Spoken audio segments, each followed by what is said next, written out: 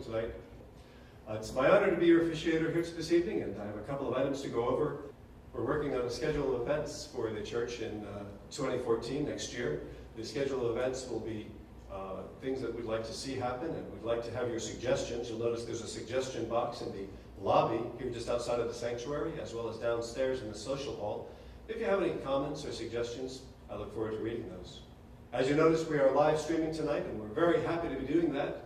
We are now, and this is a thing that Bill and I have discussed, obviously with live streaming, there are people all over the world who are tuning in at the moment, and I'd like to say hello to our friends in Russia, where it's 3:30 in the morning.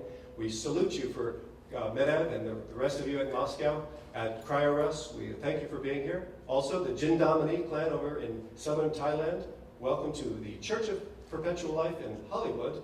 And Xiaoxi's dad in China, the folks who are in just outside of Milan in Italy, in Africa, they're Nigeria, South Africa, and Zimbabwe. We're also thankful to have the folks in Denmark, in Great Britain, in Germany, and our friends in Canada, and also welcome to your friends in South America. Welcome to the Church of Perpetual Life, now live streaming worldwide. I'd like to introduce our speaker. He is the man that is directly responsible for the creation of this church and this remembrance ceremony. Ladies and gentlemen, let's welcome Mr. Bill Falloon.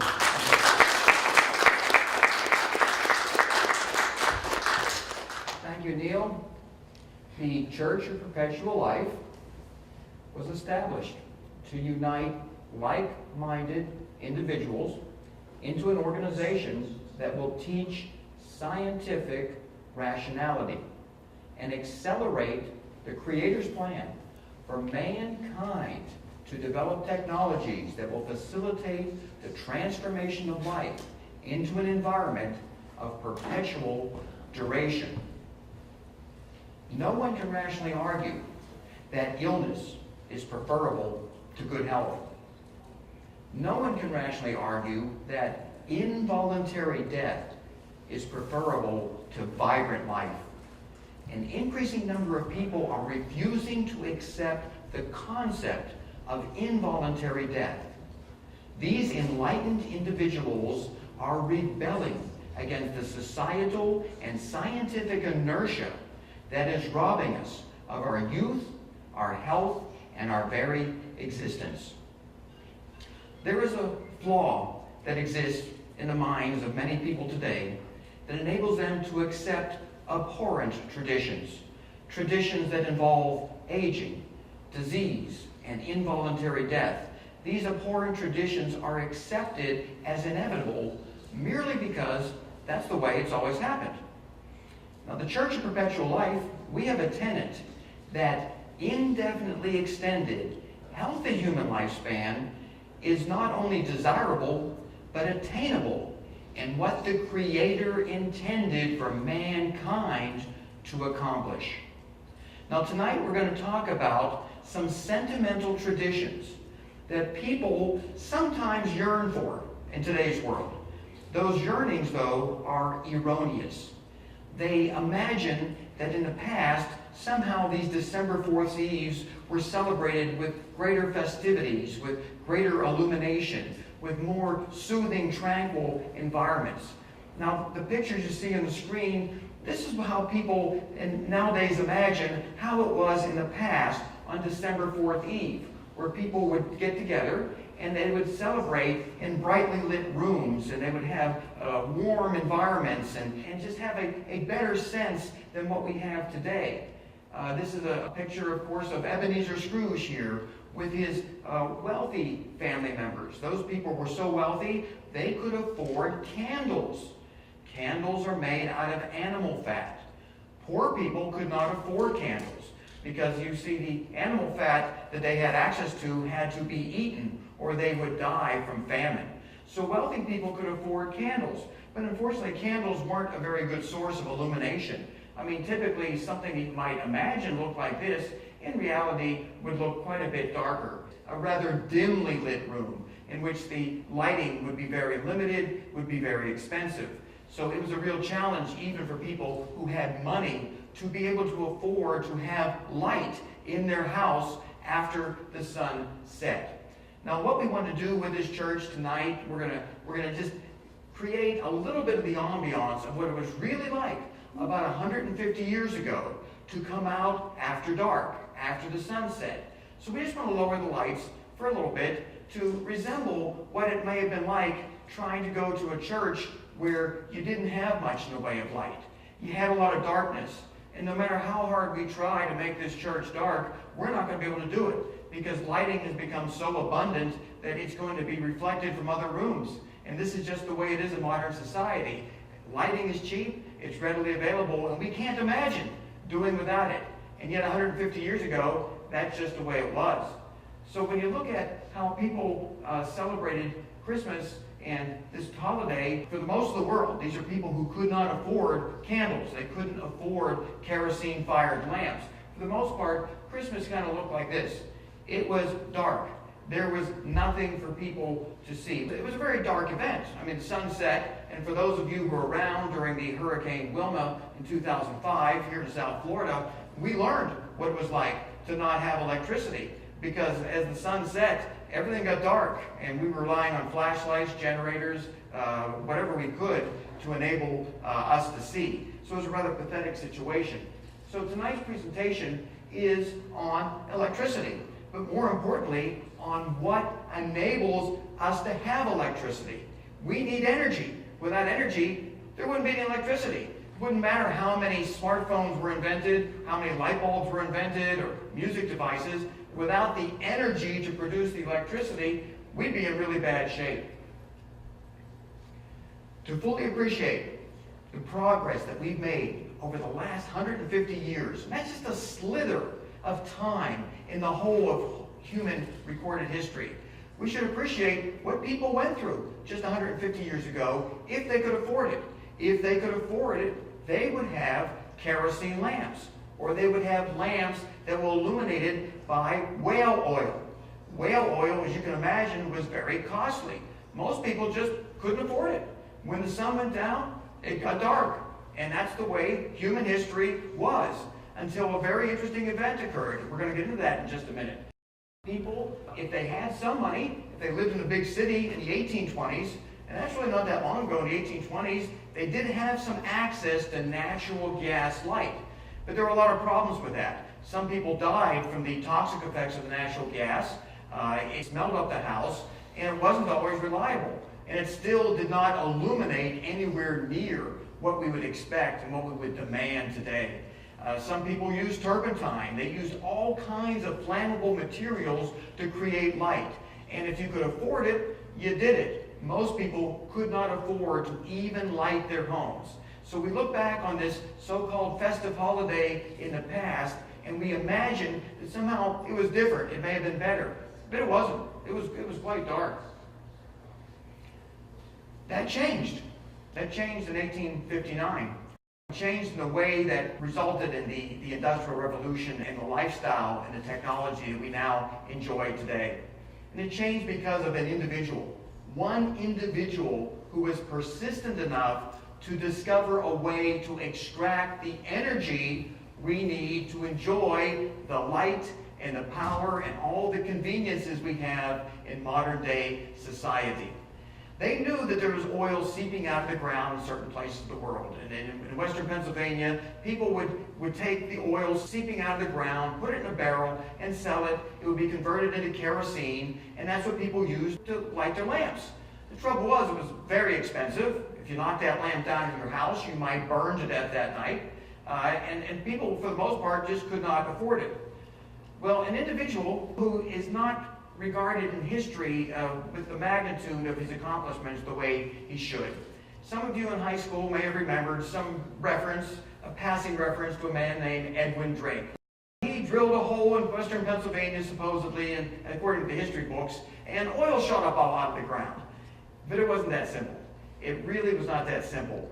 He developed, Edwin Drake on his own, a concept that since you can drill for water in the ground and sometimes find a well and pump the water out, he thought you could do the same thing with oil. But that was not an accepted doctrine back in 1858.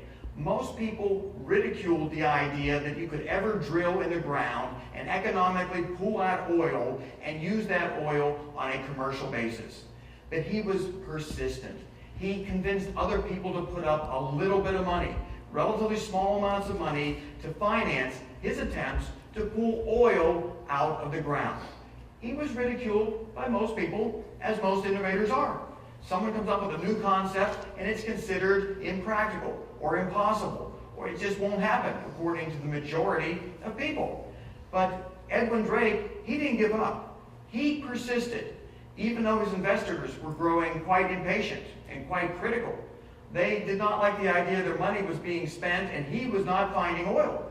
He would drill these holes in the ground, and the well would collapse, the derricks would collapse into the well itself. He had to figure out all kinds of creative ways to pull oil out of the ground, something we take for granted nowadays. But it wasn't that way in 1858. We're talking about 150 years ago. Nothing, a trivial amount of time in recorded human history.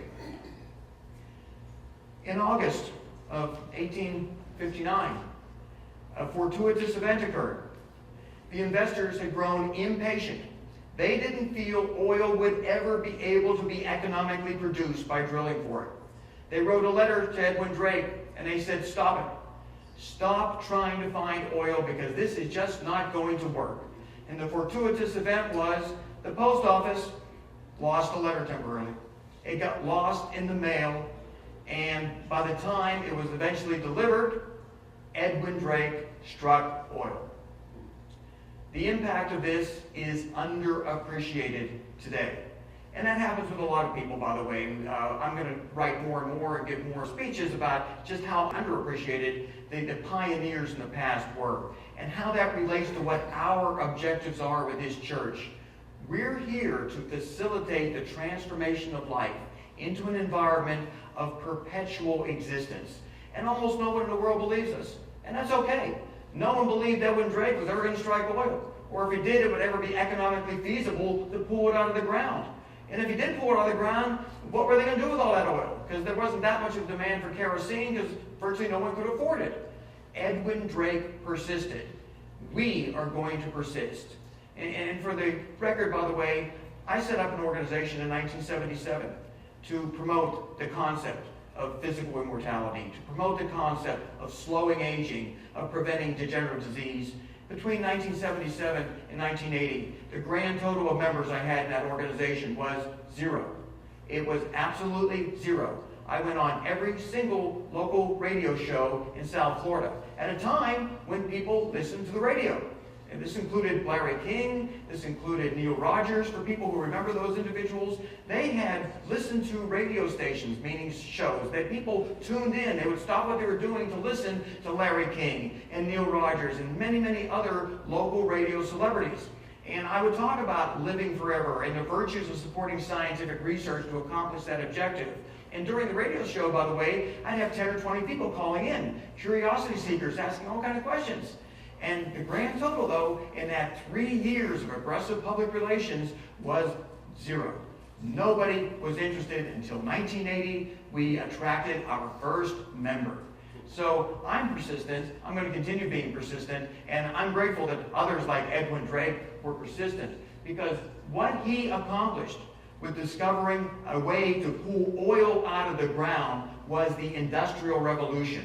Equipment all of a sudden could be lubricated. It could be powered. It gave us the energy to generate electricity. It gave Edison the motivation to develop a light bulb and all kinds of electronic devices because the energy to produce the electricity was available. Before Edwin Drake figured out how to pull the oil out of the ground, no one would have figured out a way to use electricity economically because there was no energy to power it. So the Industrial Revolution was paved by Edwin Drake's persistence.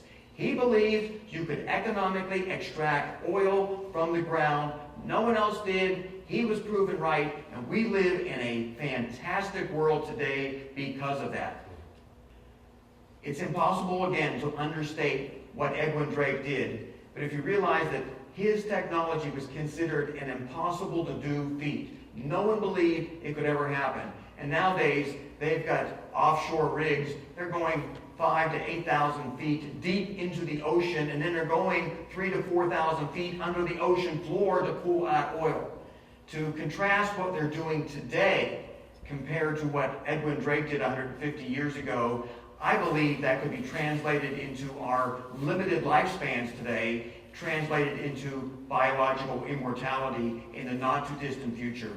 We do like to use analogies, by the way, to define why we think, while we can't live very long today, our average lifespans are around 80 right now, we can't do a lot today. In the not-too-distant future, we're going to accomplish something. And there's a little sentence there about how Edwin Drake's discovery had something to do with the Civil War. You see, the North depended on turpentine from the southern pines to power their lamps, to produce some sort of electricity and energy, not electricity, but energy for them. Well, by figuring out a way to pull oil out of the ground in western Pennsylvania, Edwin Drake gave the North a decisive advantage during the Civil War. So his discovery affected the outcome of that war, but even more significantly, his discovery enabled the Industrial Revolution, which has enabled the information technology revolution that we all enjoy today. A lot of individuals, cynical individuals, skeptics, say, well, maybe you will figure out a way to achieve biological immortality. Maybe you even go as far as to invent a way to upload people into electronic means, the transhumanist movement. But they say you can't afford it. People won't be able to afford that. The average person will die. They may even rebel because rich people will be able to live forever and poor people won't. But when Edwin Drake discovered oil, it was $10 a barrel back in 1858, 1859. $10 a barrel equates to a huge fortune today. Virtually no one could afford it.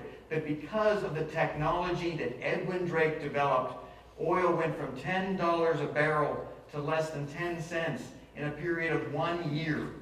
So those who feel that cryopreservation is only for wealthy people, that individuals who are middle class or poor won't be able to afford it, well, it's just a matter of technological evolution. As the technology improves, it will become very inexpensive, as has long-distance telephone calls, information technology. A lot of expensive items in the past are now readily affordable to everybody. We feel that cryopreservation will be affordable to everybody in that not-too-distant future. This is just a chart showing how technology really does affect what mankind is able to do. We see a chart showing increasing oil production in the United States, and then we see it go down. And there was a fear when it was going down that we were going to run out of oil. That was the fear not just amongst the media and uninformed people. The experts said, we are running out of oil. But guess what?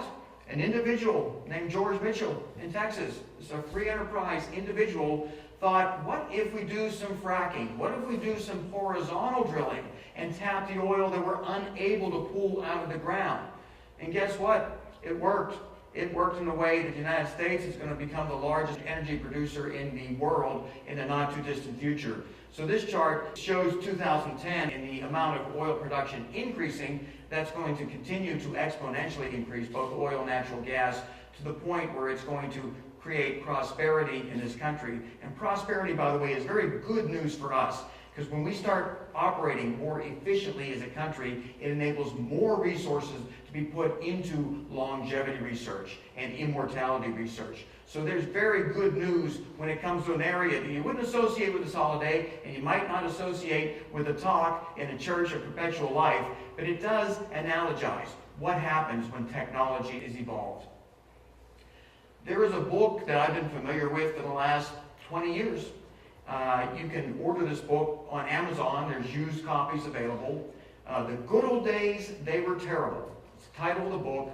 And each chapter is only about 2 or 3 pages long. It's a great book to get because it tells you how things really were in the late 19th century and early 20th century for those who like to romanticize about how much better they think things were in the past. And on a December 24th holiday, there's all kinds of images of festive activities and people maybe being in a better spirit, maybe less stress. I can guarantee you, after you read this book, those people in the late 19th century, early 20th century, they had a lot more stress than what people have today. Number one, they all had chronic medical problems, ones that caused them pain and suffering every single day of their life, problems that we go to a doctor and they'll prescribe a pill, they'll prescribe a lifestyle change, and our problems go away. Let's talk about heartburn. 40% of the American public suffers from heartburn to one degree or another. Some of it severe, some of it mild.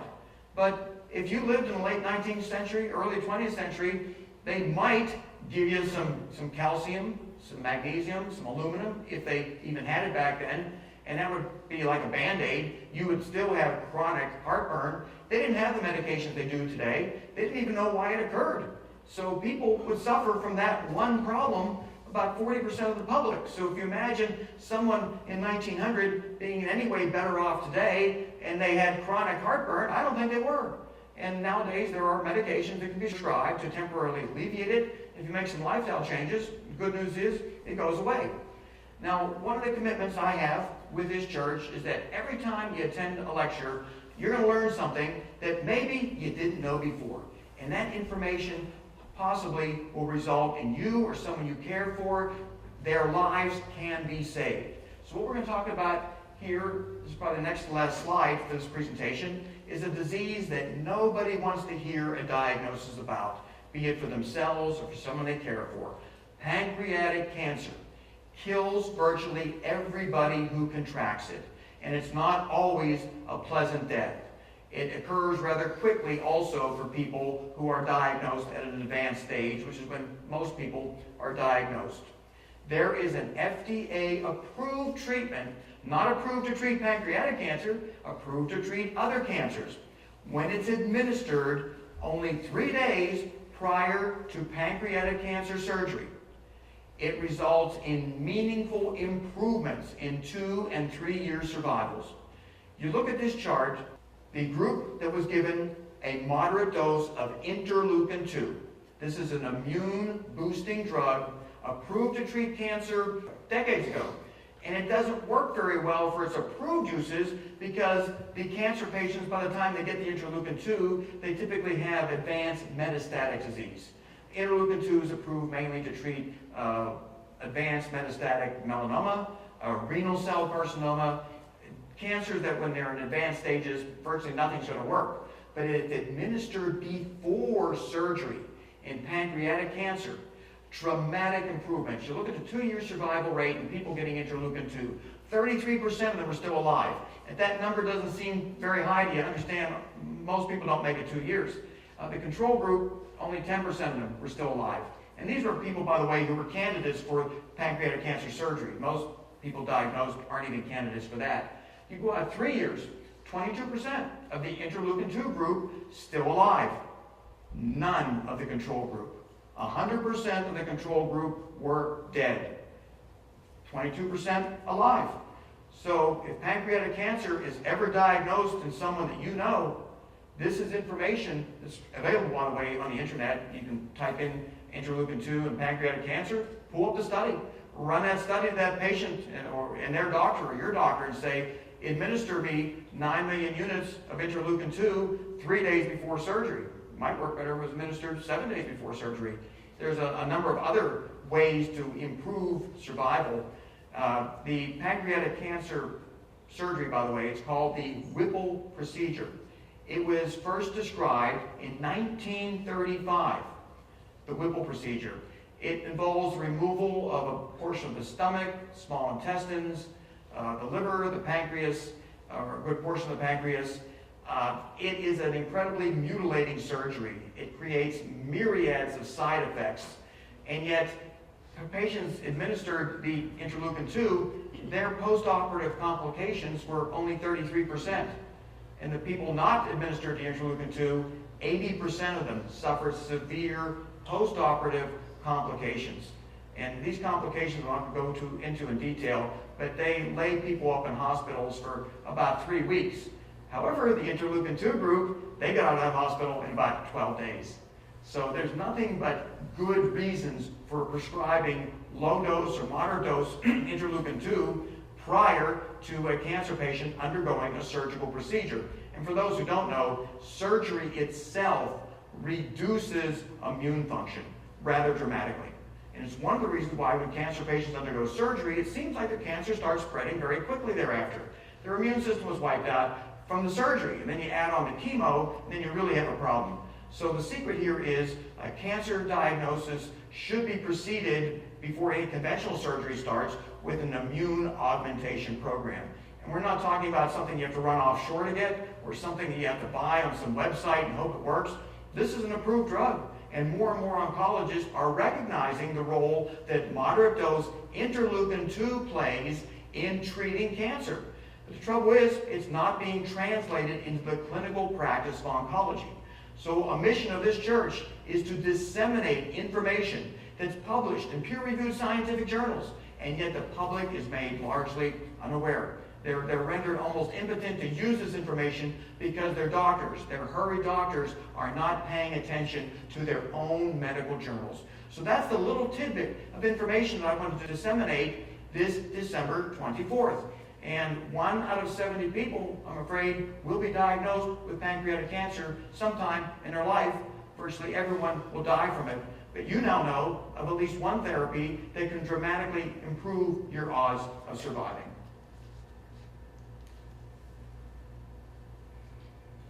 I think I've said everything that I have written here, but I'm going to just repeat a little bit of it. This is the journal where the study was done, Gastroenterology, 2006 issue. I've worked with innovative doctors for my whole life virtually, and they were telling me about interleukin-2 long ago. I've been recommending it to many cancer patients, and so often their doctors say, oh no, that doesn't work. And their doctors are right, it does not work against advanced metastatic disease. But when administered early in that disease process, it does work quite a bit different. And we need to always overcome the skeptics, the cynics, many of whom are in the oncology environment. And they're cynical because they're not delivering medicine in a scientific way. And as a result, their patients are dying, and they're thinking effective drugs like interleukin-2, again, it's been around for a long time. They're not using it right, and they're not prescribing it to their patients. If you really do have a pancreatic malignancy, and your primary oncologist, your surgeon is not going to prescribe it, you ought to go out and find a doctor who will. 9 million units injected subcutaneously, that can be done by almost any doctor. So you don't need your primary oncologist to be on board. You can just do it yourself. You should tell your primary oncologist you're doing it, but do this because it dramatically improves survival rates. Our prophet, Nikolai Fedorov, he has done so much as far as documenting what he foresaw mankind accomplishing. This service, by the way, is extremely unique. It's a remembrance of the resurrectables. It doesn't deal a whole lot with what people today can do now to extend their healthy lifespans. And this is the reason most people, I believe, will be coming to this church in the future. This is mainly for immortalists who are looking to remember those, many of whom are our friends and our family who are in cryopreservation right now. But one little point about Nikolai Fedorov I want to make very clear. He advocated that we accelerate technology so that everyone alive today stays alive. He was a fanatic about not squandering our resources on war and discord. He felt mankind should unite to figure out a way how to prevent people from dying. But he went further than that. He felt that not only did we need to accomplish universal salvation in today's world, but that we had an obligation to our fellow human beings who were already deceased. And that obligation was to develop technologies that would result in the bodily resurrection. That's the bodily resurrection of all human beings who have ever lived. This is what Nikolai Fedorov preached in his books, in his many speeches. He advocated that mankind develop some method to resurrect every human being who has ever existed. Now, our church cannot foretell how that would happen to someone who is not cryopreserved or some other or preserved by some other method. In other words, if the structure of a person is gone, we have no idea how that bodily resurrection would ever occur. But it is a mission of our church. We do have an objective. We do have an obligation, certainly, to attempt to resurrect any human being who has ever lived, if the technology were to permit that. And we want to facilitate the acceleration of that technology so that we can accomplish universal salvation. Now, I want to thank everyone who has shown up here tonight. This reminds me a little bit of a movie I saw, by the way, called Bugsy. Bugsy had this crazy idea in around 1944, 1945. He thought that this little town, this desert, dried out town called Las Vegas, that if you built something nice there, a nice casino, that people would go out of their way to come and spend some money and to gamble. He opened that on Christmas Day, somewhere around 1946, 47, can't remember the exact year. And he had a staff in place, he had everything set up, ready to go, and nobody showed up. It was an utter failure. And he wound up losing his life over that failure because his business partners did not tolerate failure.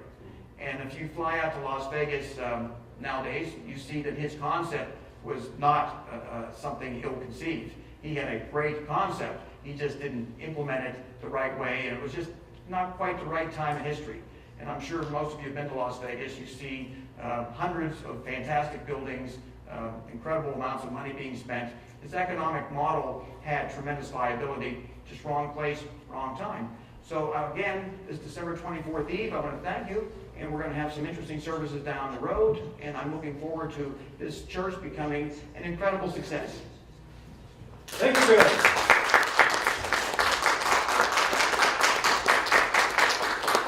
Ladies and gentlemen, Bill Falloon, thank you for that inspirational message. I appreciate all that you've had to say. And, you know, to key in on what he had to say about Bugsy Siegel and Christmas Day way back when, now, he was clearly a visionary. He certainly saw that Las Vegas at some point in time was going to be what it was.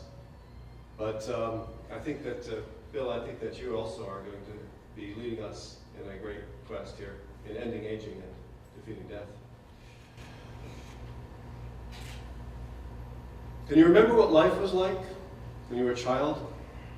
Are you like me around the holidays, reminiscing on things when you were young, throwing snowballs and making snow angels and writing letters to Santa and leaving him milk and cookies at night, on Christmas Eve tonight, anticipating what's going to happen on Christmas morning? Then Santa would come on Christmas Eve, and in the morning you'd open your presents that were nicely signed by jolly old Saint Nick. Then as you matured, somehow you found out that it was a fantasy, and you had been misled into believing in something that did not actually exist. Then as an older and more mature thinker, maybe you attended a church or a temple and wondered if there were other lies or deceits. Perhaps you wondered what else in life was a fantasy. Perhaps you began to question the commonly held belief in a life after death. Perhaps you wondered, what if there was no afterlife? That death was the end. No heaven, no Zion, no nirvana, no paradise, just the end of your life.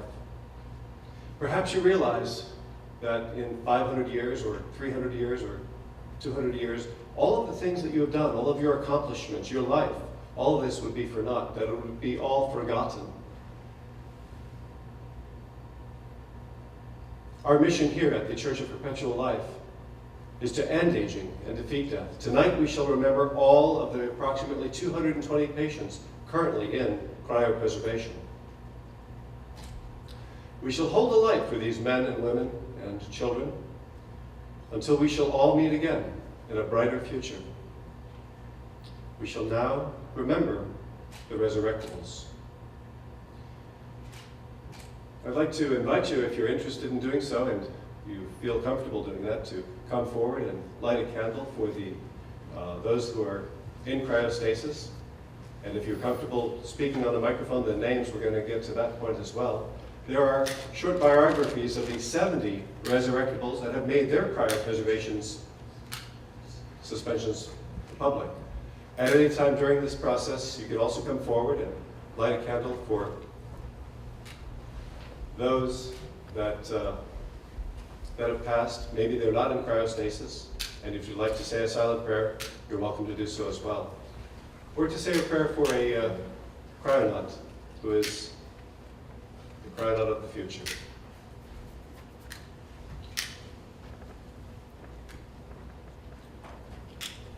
The first cryonaut was Dr. James Bedford, and Adam's going to bring that up now.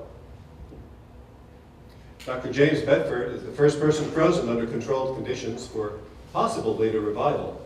Dr. Bedford was a serious man of pleasant disposition who made many friends. In 1966, the 73-year-old retired professor became the first cryonaut, the first person to make advanced arrangements for cryopreservation, which was carried out the following January by the Cryonic Society of California. After years of private storage by relatives, he was transferred to Transtein in the 1970s, and now is at Alcor. Don't be afraid to wear overalls, the practical-minded psychology professor would tell his students. Dr. Jim knew many honors, wrote books on vocational guidance, taught for years in California schools, and undertook several wilderness expeditions. Chase, would you? Chihiro Asoimu, Margaret Bradshaw, Joseph G. Cannon and Teresa M. Cannon. Born in Wisconsin in 1915, Joseph George Cannon studied engineering in college and became a licensed consulting engineer in the early 1940s.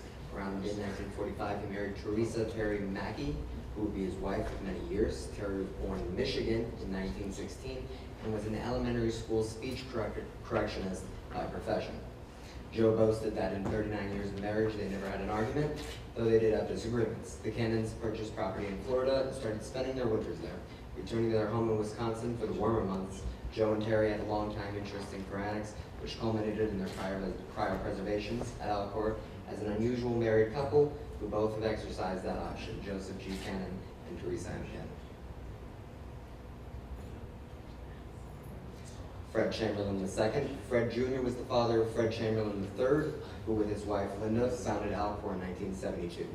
Born in Berkeley, California in 1897, he soon moved to Plainfield, New Jersey.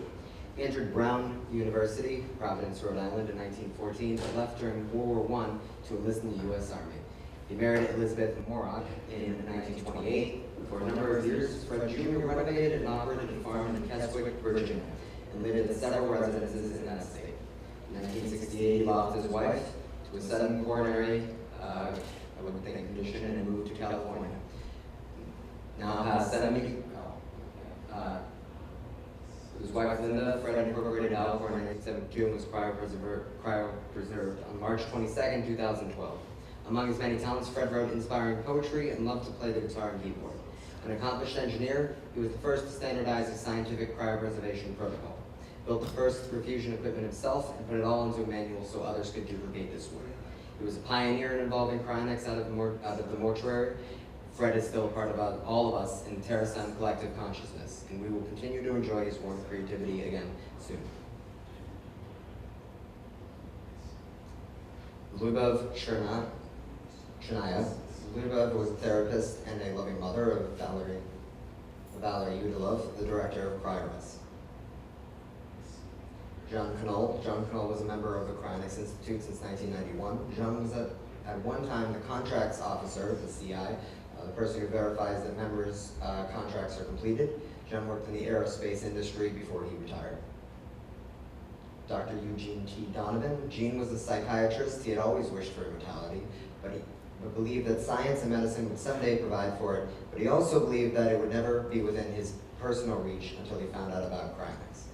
Cindy Donovan said Gene was dying, Gene wanted to be suspended, and Gene needed to die with what he called a dream in his pocket. So he decided the night to do everything possible to make that dream come true.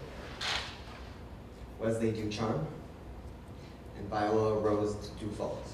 Viola is the grandmother of CI member Kevin Boyle. She appeared on television interviews with Kevin in response to journalists' interests in Kevin's dog, Thor's cryopreservation, and he was a CI member herself. She attended the 2006 annual general meeting at the Cryonics Institute with her current son Kevin, where she was thrilled to meet and have several friendly conversations with Robert Ettinger throughout the weekend. Rose Default was born in Haverhill, Massachusetts on January 9th, 1919. During most of her working career, she was an office manager for various Boston area companies. Viola was a very outgoing person. She enjoyed traveling and made friends easily. She was also a voracious reader. Dr. John Erfurt. Elaine Ettinger, Robert Ettinger's first wife. May Ettinger, Robert Ettinger's second wife. Ray Ettinger is the loving mother of Robert Ettinger. Robert Chester Wilson Ettinger. Robert was an American academic known as the father of the Cryonics because of the impact of his 1962 book, The Prospect of Immortality. The book said that future technological advances could be used to bring people back to life. He is considered by some a pioneer transhumanist on the basis of his 1972 book, Man and Superman. Ettinger founded the Cryonics Institute and the related Immortalist Society. Ettinger became an overnight media celebrity with many published articles and television appearances and radio programs in which he promoted the idea of human cryopreservation. Since the commercial publication of The Prospect of Immortality, all those active in cryonics today can trace their involvement directly or indirectly to the publication of one or both of Ettinger's books. Lydia Fedorenko. Lydia was a teacher of mathematics in St. Petersburg, Russia. She loved life. There were her friends, family, and of course all the former math students she had taught over the decades. She wanted to extend her life by another 200 to 300 years. Her son Daniel Fedorenko said her last wish was eventual resurrection. FM 2030, Feridian M.S. Thunderi. Prominent futurist, author, and longtime cryonicist, FM 2030 became an Alcor patient in July 2000. In the 1960s, he gained prominence for 3 novels, The Day of Sacrifice, The Beggar, and Identity Card. In the 1970s, he started a popular series of books about the future, which came to include Optimism 1, Upwingers, Telespheres, Are You a Transhuman, and finally Countdown to Immortality. He changed his name to FM 2030, hoping to remain active to the year he would celebrate his 100th birthday. He had a strongly positive view of life and in the future. In the introduction of Upwingers, he summarized this feeling. My regret is that I am not optimistic enough. It is not possible to project the fantastic worlds which will continue to open up to us in the coming years. Worlds which would far transcend my most daring optimism. Dr. Andrea Foote. Elmer Fredrickson.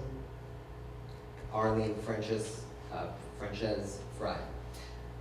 From Her Blue Eyes Will Sparkle by Linda Chamberlain. Arlene's blue eyes sparkled as she told the hospice nurse, I feel wonderful. Her voice was weak, it trembled as she continued. My mother was quite a character, a great role model in many ways, and a woman who became a strong cryonics convert in the last few months of her life. We made a promise long ago to meet again in the future at the most elegant lounge on the moons of Saturn, overlooking the rings and to toast the old days, the struggle to survive. It will become a centennial event, meeting to share travelers' tales and being there together. I know Arlene's blue eyes will sparkle as we toast to success and to being together again. Michael Louis Friedman. Michael was an Alcor suspension member since 1987. An attorney, Michael was gunned down in Los Angeles Law Library, slain by a disgruntled client he hardly knew. The client's 62-year-old James Sinclair had a grudge against the police for alleged misconduct, and also a history of mental problems. The 38-year-old Freeman had agreed to take his case when another attorney dropped it after being threatened. Still trying to familiarize himself and photocopying some documents, Freeman was shot, unfortunately. Michael Louis Friedman was an Alcor suspension member since 1987. Next slide. James Gallagher. Jim was a software developer from Sunset Beach, California. Jim was a libertarian. He felt that the concept of government was inherently flawed. As he put it, since there will always be people that cheat, steal, pillage, maim, and murder, we are told society requires institutions that cheat, steal, pillage, maim, and murder to protect us from those people. A self-described Air Force brat, Jim served an enlistment of 3 years in the U.S. Army and got out in 1962 before he could be sent to Vietnam. He lived in Nicaragua and later the Bahamas before returning to California. He was CryoCare's first patient to be suspended. Paul Garfield, and Jim Glennie.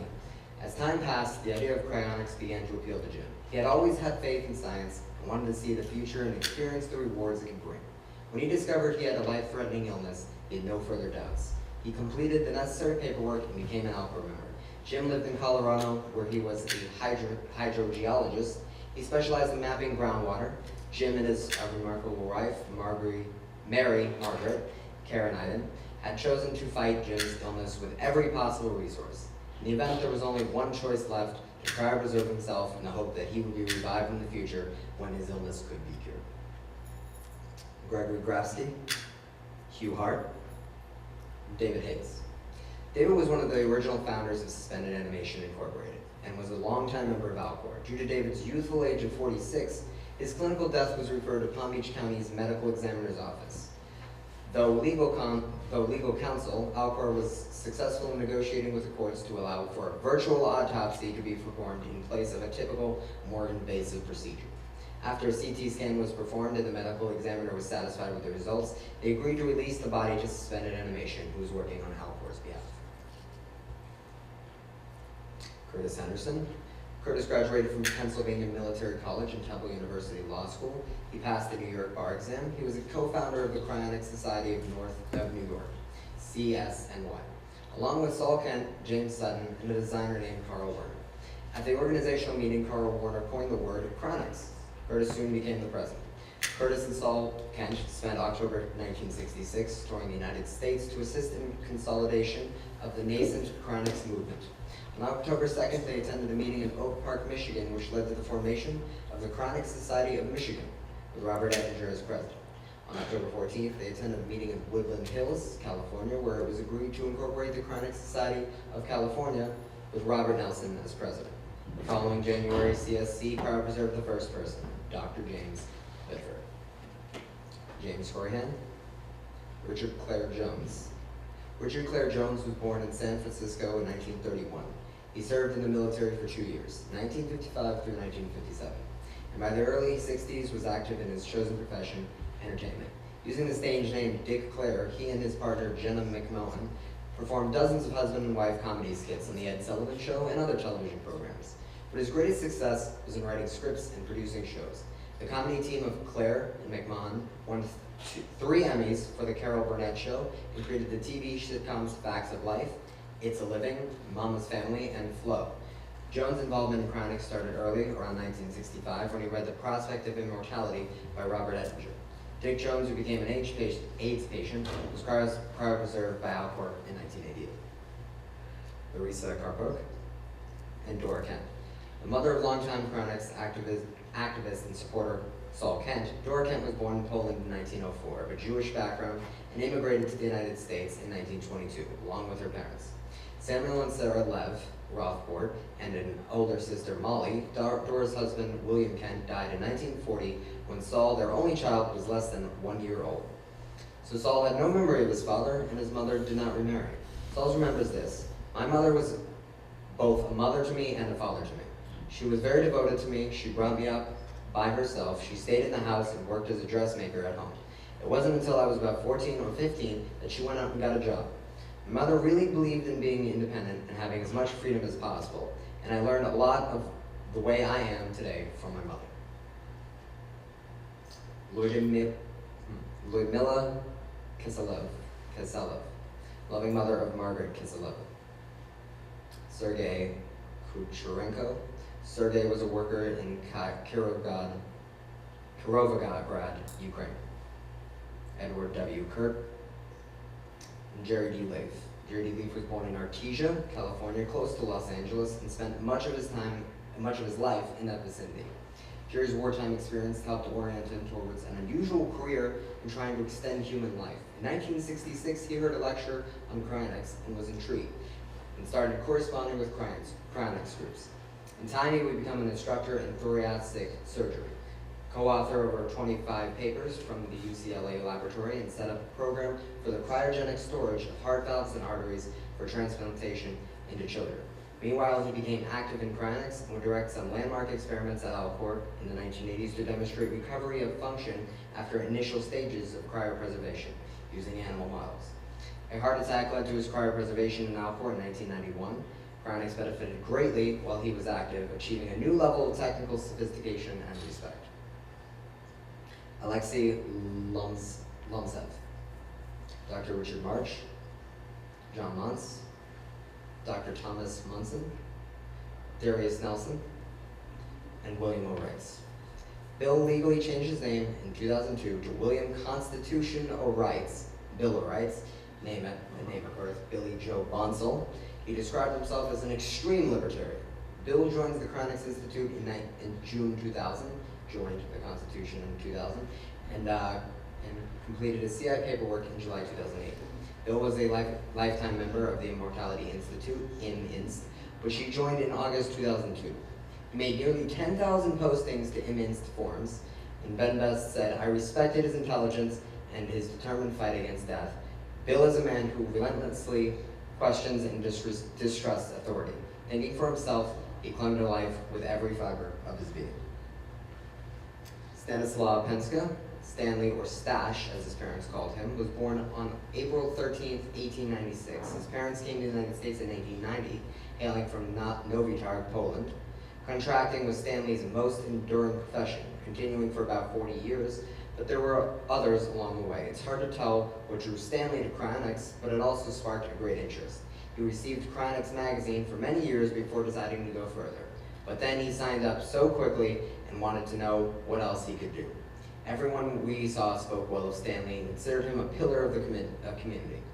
Many newspaper clippings detail his donations to various local civic organizations, including the hospital and the fire department. Henrietta Potter, William Reeves, Orville Richardson, Anita Riskin, Mary Robbins, Dennis Ross, Walter Runkle, Valentina Simkini. Valentina was a loving mother. She worked as a civil servant in Moscow, Russia. Nadeska Senakova, Rocco Roy Sibella, Miss Costa's brother Rocco Roy Sibella, a 30-year-old computer programmer teacher and amateur astronomer, had been operated on for a deep-seated that's a difficult word, oligodendrocytoma on the 20th of June. He experienced cardiac arrest approximately 40 hours afterward without ever regaining consciousness. Prior to his operation, Roy had secured a promise from his family that if he did not survive the operation, he should be placed in a cryonic suspension. According to Mrs. Costa, Roy had often talked about cryonics and had always said he wanted to be frozen whenever discussions about death or methods of disposition came up in conversation. Paul E. Siegel. Paul Siegel was an early cryonics activist in the New York City area, doing volunteer work with Curtis Henderson for the Cryonics Society of New York in the 1960s while pursuing a career in the biological sciences. In 1971, he relocated to the University of California, Berkeley, to complete his doctoral dissertation under the noted aging researcher Paola Timiris. Paul also became active in the Bay Area cryonics organization TransTime, where he directed a well-publicized series of experiments with hamsters to demonstrate recovery of function in mammals after cardiac arrest and partial freezing. He gained further publicity with Siegel's dog, Miles, who was cooled to the near ice point and then revived. In 1990, Siegel and Associates formed the biotech company Biotime. Paul Siegel deanimated in 2003, was cryopreserved at TransTime. Rose Selkovich, Sylvia Sinclair, James H. Stevenson. Jim Stevenson, PhD, worked for NASA for 35 years in the Human Systems Integration Division. Jim was blind, a libertarian, and a longtime advocate of cryonics. A few years ago, he had this to say about his work. "I am an experimental psychologist. I am also blind. My work has applications for sighted as well as blind people. It involved representing mathematics, graphs, statistics, statistical structures, and what we call stochastic processes and Markov's chains in multiple variables in each of those and representing them as sound. So they are tone-encoded sonic representations of complex data structures." Kim Swoosie. Kim was a 19-year-old sophomore studying psychology at Truman State College in Kirksville, Missouri, when she took a cognitive science course. There she read Kurzweil's The Age of Spiritual Machines. She really liked it, found it very compelling, and she became interested in transhumanism, artificial intelligence, and cryonics, though like many young healthy people, she didn't focus much on her own mortality. 2 years later, she suddenly started having odd headaches. A checkup produced a grim diagnosis. She had glioblastoma multiforme, an aggressive form of brain cancer with a poor cure rate. Her funds were very limited, and she turned to the internet. Her case was widely publicized, and donations were collected through the Society for Venturism. With that and other sources of funding, she was cryopreserved at Alcor in January of this year. Peter Toma. Dr. Peter Toma was born in Dobez, Hungary in 1924. Peter immigrated to the United States in 1952. His first professional job was in 1954 at the California Institute of Technology's physics lab in Pasadena. Since Peter spoke several languages, the inspiration came to use new computer technology for translation. Eventually, Peter's machine language translation programs developed into a suite of software called Systran. Systran has performed extensive work for many government agencies and countless universities and Fortune 500 companies. The advent of the internet led Alta Vista and eventually Yahoo to use this software to run the web-based application known as Babelfish. It allowed for instant cross-platform language translation. Yuliva Verdelets. Yuliva was born on April 6, 1990 in Shishaki, Poltava region, Ukraine. She spent her senior year studying at Williston High School, Florida, in the United States, winning the Future Leaders Exchange Program. Afterwards, she went to study Prague in the Czech Republic, where she received her bachelor's degree in international business in the Faculty of International Relations at the University of Economics in Prague. She was fluent in English, Ukrainian, Russian, German, Spanish, Czech, and she also studied French. She sang well and played the piano since she was 6 years old. Her hobbies were sports, dancing, and photography. Her life motto was never, never, never give up, and you will make a difference. Olga Vasheva. Olga was the wife of the famous blind Russian photographer and immortalist Igor Vladimirovich Vishev. They lived in Chelyabinsk, Russia. The Vishevs signed cryopreservation contracts after scrupulous research of the whole field. It came to be natural and logical manifestation of Igor Vishev's and Olga Alexandrova's beliefs. Igor Vladimirovich became blind when he was 14 years old and after an accident. He met his wife when he was a student at a university. She became his eyes and for life his other half. Jerry White, Eleanor Williams, Patricia Luna Wilson. Patricia Luna Wilson, better known as Luna Wilson, was the daughter of immortalist writer and organizer Robert Anton Wilson and poet Arlene Riley Wilson. Luna was a pacifist, a vegetarian, and a lover of people and animals. On October 2nd, 1976, while working at the clothing store, she was beaten to death in an apparent robbery. Her brain was cryopreserved by the Bay Area Cryonics Society, later the American Cryonics Society. Kira Yurosova. Kira was the grandmother of Danila Andreevich Medvedev, the chairman of the board of directors of Cryos. Jackson Jack Zinn. Jack was a California lawyer with a long history of cryonics membership. Jack has had cryonics arrangements with the American Cryonics Society, of which he was once president. TransTime, Alcor, and most recently CI. He even tried to start his own cryonics organization, the International Cryonics Foundation. He involved himself in a number of cryonics-related legal cases, such as the fight to establish the legal right to cryonics in California. And Jack may be most recently remembered for the High Rollers conferences that he organized in Lawland, Nevada in the late 1990s. Leonard Zubkov. At the time of his untimely demise in cryopreservation in 2002, the 44-year-old Leonardo Zubkov lived in Crystal Bay, Nevada. World-renowned for his expertise in computer architecture and operating systems, he was also an entrepreneur who had become very wealthy. He trained to be a helicopter pilot and was close to receiving his license. On August 29th, he was flying over a lake with an experienced instructor in the Misty Fjords National Monument Wilderness near Ketchikan, Alaska. For reasons unknown, the copter took a flip dive into the cold water, landing upside down. The two aboard were casualties, most likely by drowning. His cryopreservation was brain only after a mandatory autopsy in Anchorage before his remains were released by the medical examiner and transported to Alcor in Arizona. Was brain only after a mandatory autopsy in Anchorage before his released by the medical examiner and transported to Alcor.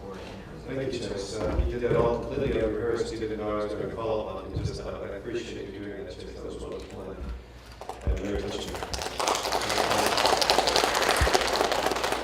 There are approximately 150 other car patients, cryonauts in preservation. Bill, I'd like to ask you to come forward if you wouldn't mind lighting the lavender candle, the purple candle, to represent all these 150 or so souls tonight. So we're remembering them, and so we will light this candle in memory and remembrance of the 150 resurrectables who do not wish to have their names be made public for whatever their personal reasons may be.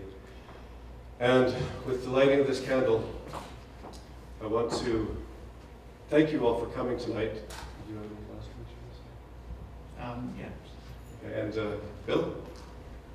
Would you like to? I think I do. It's been a very interesting night. We have a lot of food downstairs, so I hope everyone is hungry. We advocate calorie restriction, but the quantity of food we have might make you want to make an exception this time. And so I'm going to be around for a couple hours to converse with individuals, and we just are looking forward to this church getting up off the ground and determining what people really want to do as far as the dates of attendance and the subjects we're going to talk about. Though our annual remembrance of the resurrectables, we're going to have that. I feel that people who are in cryopreservation, they have an opportunity of revival. A tremendous amount of time and effort went into their arrangements and their cryopreservation, and so often they're kind of forgotten because life goes on. We all have other things to do.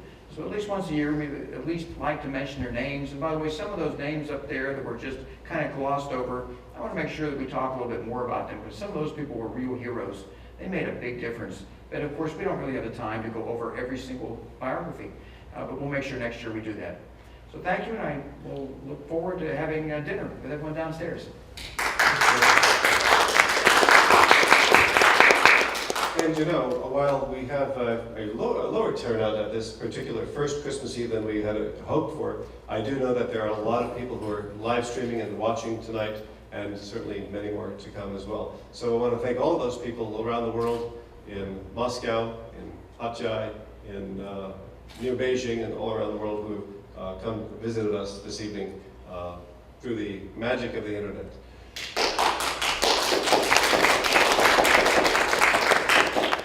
Thanks. Well, we have, as Bill said, we've got a traditional kosher turkey and brisket feast downstairs. So we have lots of wonderful times yet to have downstairs. Lots of things to talk about. Good food to eat. Certainly plenty of drinks.